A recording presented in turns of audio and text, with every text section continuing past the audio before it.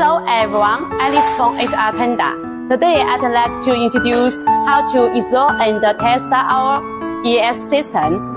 And this is our EAS system. The material is aluminum alloy. Now let's install. This is the power cable and we plug this.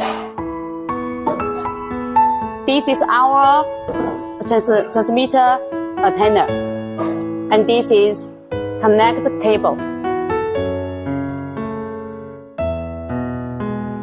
This is our receiver container, and turn on. Start our EAS system.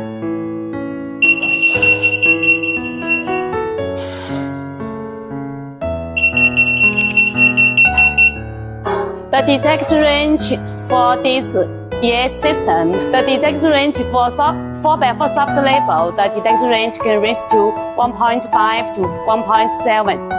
And it is widely used closed door and the supermarket. If you have any requirements of EAS system, please contact us. See you next time.